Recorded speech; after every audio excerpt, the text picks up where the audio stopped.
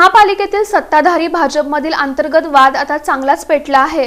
तब्बल 30 कोटी रुपयांच्या मुदत ठेवीवरून निर्माण झालेला वाद अद्याप शांत झालेला नसतानाच आता उपमहापौर ज्ञानेश्वरी देवकर यांच्या कार्यालयाच्या नूतनीकरणाला भाजप शहराध्यक्षांनी ब्रेक लावल्याने नव्या वादाला तोंड फुटलं आहे। भाजपमध्ये नवा वाद निर्माण झालाय। महापालिकेतील पदाधिकाऱ्यांच्या कार्यालयांचं नूतनीकरण करण्याचं काम सुरू आहे।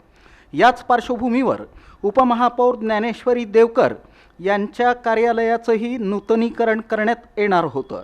या कामासाठी तब्बल 8 कोटी रुपयांचा खर्च येणार असल्याची माहिती समोर आली आहे। नूतनीकरणासाठी आवश्यक साहित्य उपमहापौरांच्या कार्यालयाबाहेर आणून ठेवण्यात आलं। काम सुरू करण्याची केवळ औपचारिकता बाकी होती।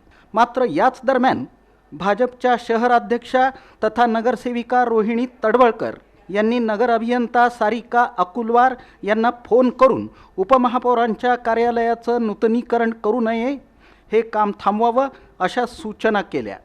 त्यानंतर उपमहापौरांच्या कार्यालयाचं नूतनीकरण थांबवण्यात आल्याचं सांगण्यात आलं।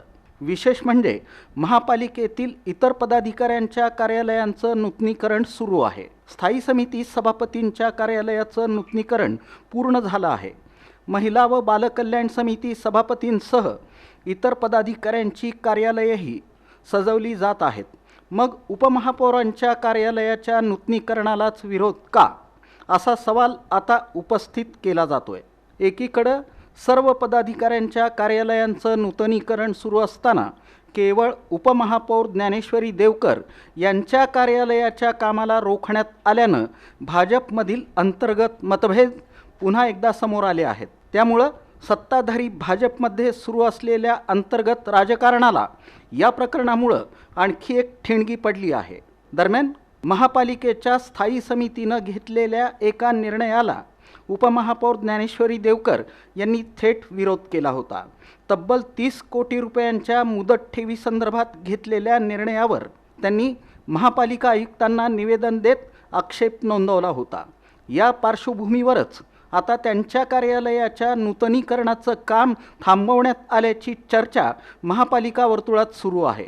मात्र कार्यालयाच्या नूतनीकरणाला विरोध करण्यामागचं नेमकं कारण काय? सर्व पदाधिकाऱ्यांच्या कार्यालयांचं नूतनीकरण होत असताना उपमहापौरांच्या कार्यालयाच्या नूतनीकरणालाच ब्रेक का? हा निर्णय प्रशासनाचा आहे की भाजपमधील अंतर्गत राजकारणाचा परिणाम? असे अनेक प्रश्न आता उपस्थित होत आहेत।